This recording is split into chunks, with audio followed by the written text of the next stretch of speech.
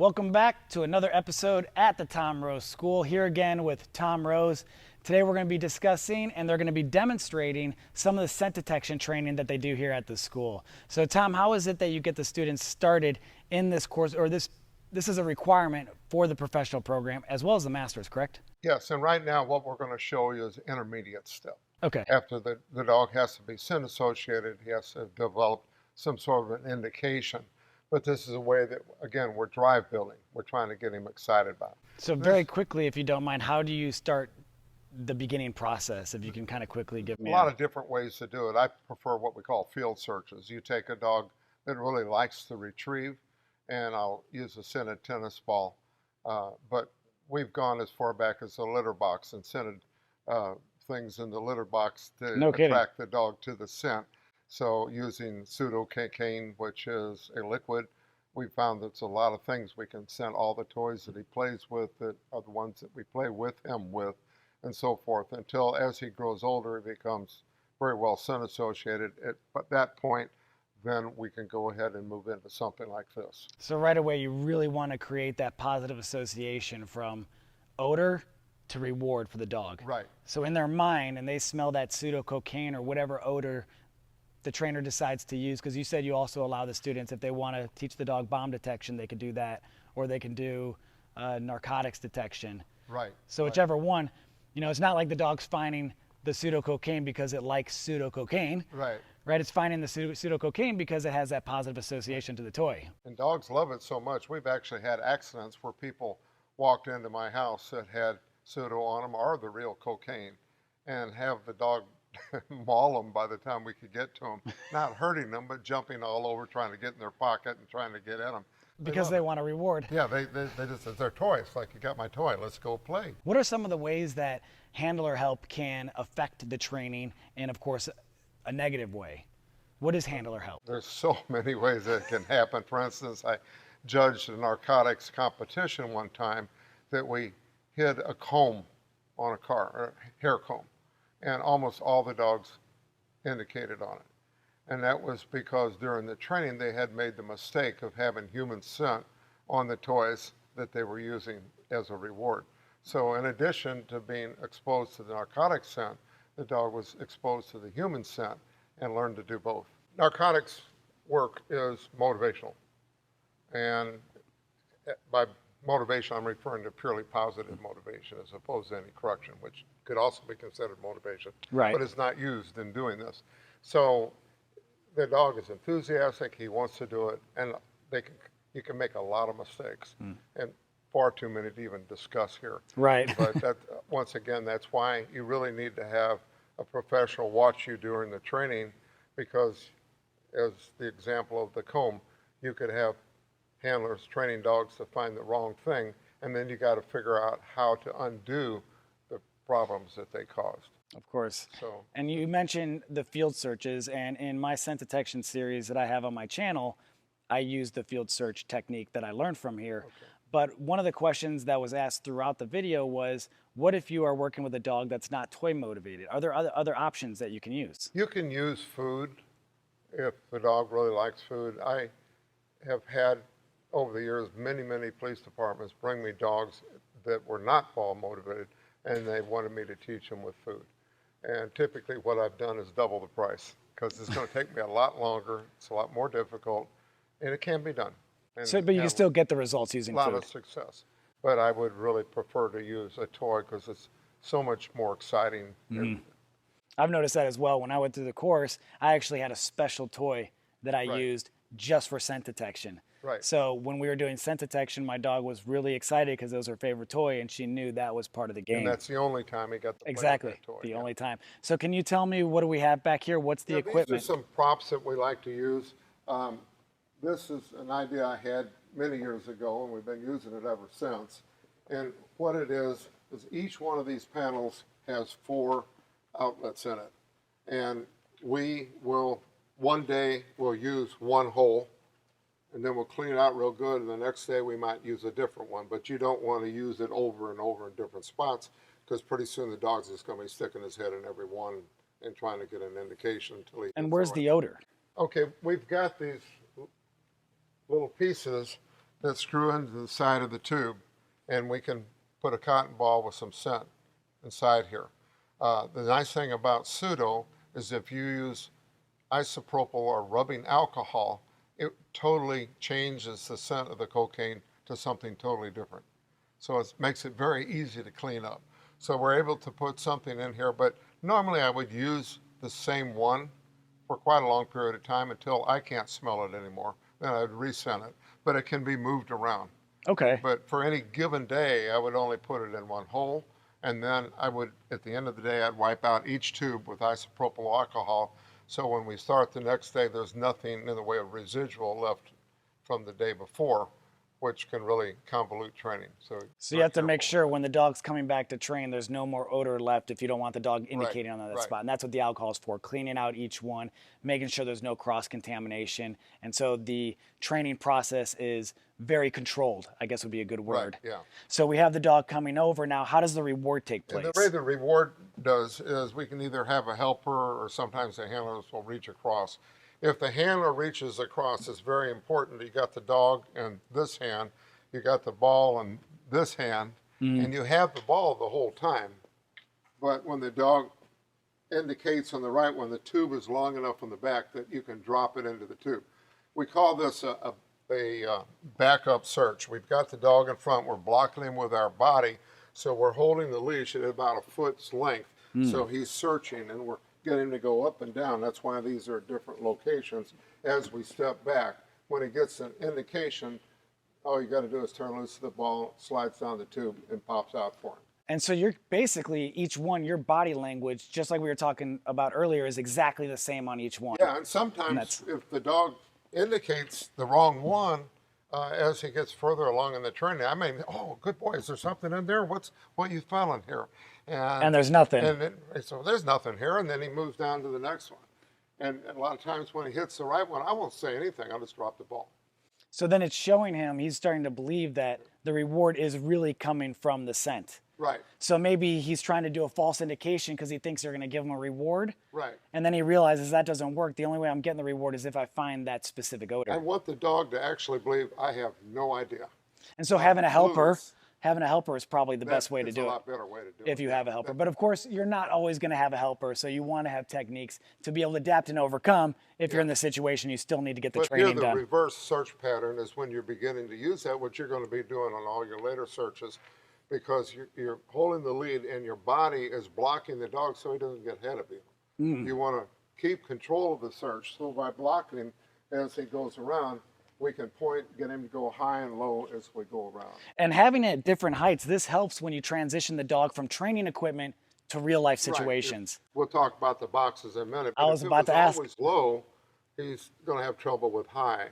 And I found in actual searches that we've done, we've found narcotics hitting in ceiling fans and panels up in the ceiling, and dogs have got to learn to be able to do that. So this is the baby steps. This is the beginning of it. Yeah, I love this. I want one of these at my house. Can you come over and build it for me, Tom? Yeah, look, this great. And so what are these containers now? Okay. Now, this is and many times a prelude from doing this, but I think a lot of times people use both. Each one of these boxes is the same. It's got a tennis ball in it. It's got a tube in it. And it obviously looks the same. One of them has cocaine. The others don't. The handler has a button he can push. When the dog finds the correct box or the correct scent, I think it's in this one right now, the handler pushes the button and it pops out and the dog gets it. What about the ones that have tennis balls? Do you ever find a dog just getting stuck because he sees the tennis ball? Yeah, if that happens, we let him obsess about it a little bit, and then we just kind of pull him away from it. It usually, a lot of times, dogs will do that in the beginning. So if they're obsessing over this, it's like, I don't know what you're doing. Come on, let's go on. Let's go on to the next one. And when he hits the right one, he finds it.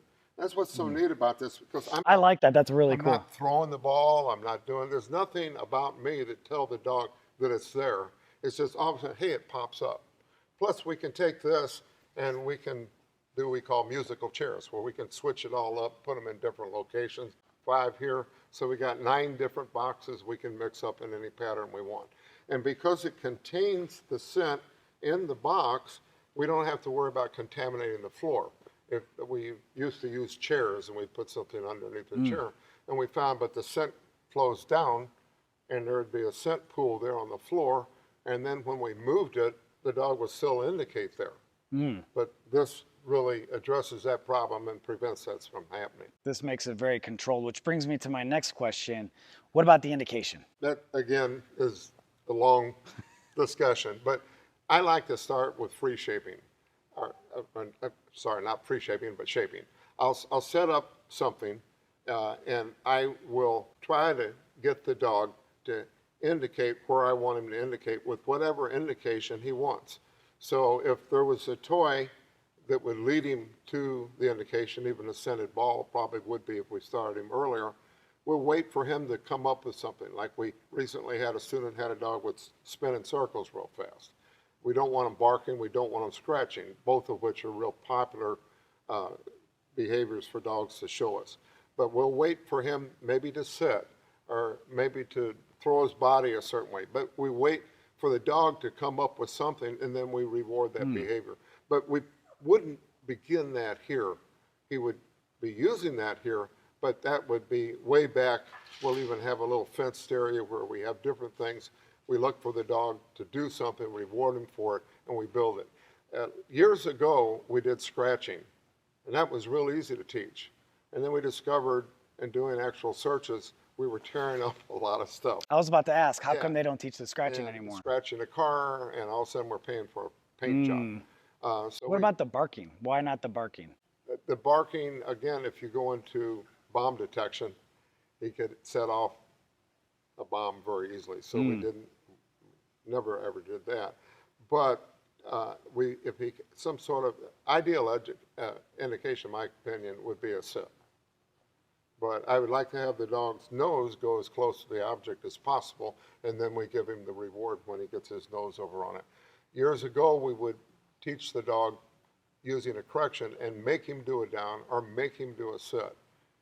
But with students, we found they're always trying to cut corners. And so they make corrections to get the dog to sit. And then the dog's over here and he finds it, he's excited to find it, all of a sudden he gets a correction. So the dog thinks, this is no fun, I'm not going to do this, I just get hurt. They created an avoidance to it then. Yeah, so you can't do that. So a good trainer or an experienced trainer could do a sit, and I do that. But by the time we're doing a search, all I got to do is say sit, and my dog will sit. I don't care where he is, what he's chasing. I can throw a ball on his way, I'll say sit, and he'll stop and sit. Once he knows it that well, yes, I can use it here, and it's a real good way to do it. But we found for beginning people, it's much better to let them find some way to solicit to tell you where it is, and then you have to read what they're telling you. And that's important. And I like that you were able to point out how maybe a more experienced handler is going to be able to learn at a different way. But when you're working with someone who's brand new, has never done any sort of dog training whatsoever, you've learned over your years of experience and working with new trainers, what's the most effective way to get them to learn and what's the most effective way to get them to be able to pass the requirements in order to become a certified professional dog trainer. We've discovered, and I brought it out in the book, is most people with their first dog are entirely too correction oriented. I don't know why it happens that way. You would think they'd be less likely to make corrections, but they're not. They're much more likely to make corrections, much more likely to make harsh corrections, more likely to get angry with the dog. All kinds of horrible things that do nothing but screw the dog up. After they finish that dog, they're coming to me, why is my sit slow? Why is my down slow? Why does this dog act this way or that? And I said, because it's the way you train him. You made him afraid. So narcotics is a really good discipline. Even though you may never plan on doing it, it really helps the trainer to learn how to read the dog, because that's exactly what you're doing. You're reading his signal that there's something here. I couldn't agree more. And if you don't mind, Tom, can you give us a demonstration? Can we do that? Yeah. Okay, in this case, we're going to have 2 hides in the wall and 1 in the box. Normally we wouldn't have that many in such a small area, but we did that for purposes of demonstration. Okay, go ahead. Search. I want the dog to stick his nose in and Search. smell each one.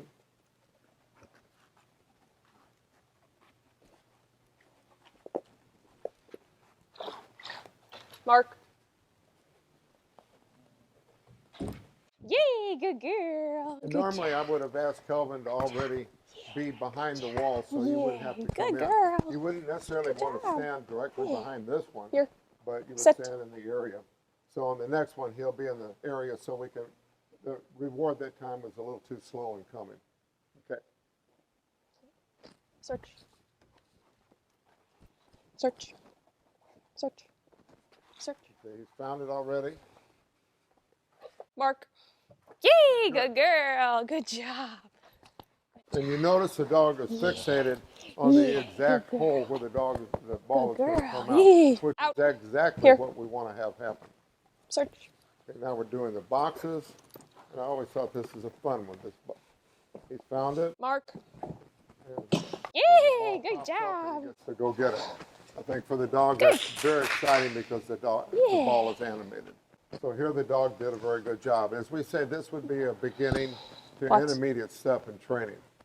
But the dog is definitely associated. He did the right thing, continued through the search. One thing I might mention, and we've done a lot of searches of schools and prisons and various things. One of the big differences between our training situation and the real thing is, say you're searching a prison, you might go 10 or 15 minutes with no fines at all.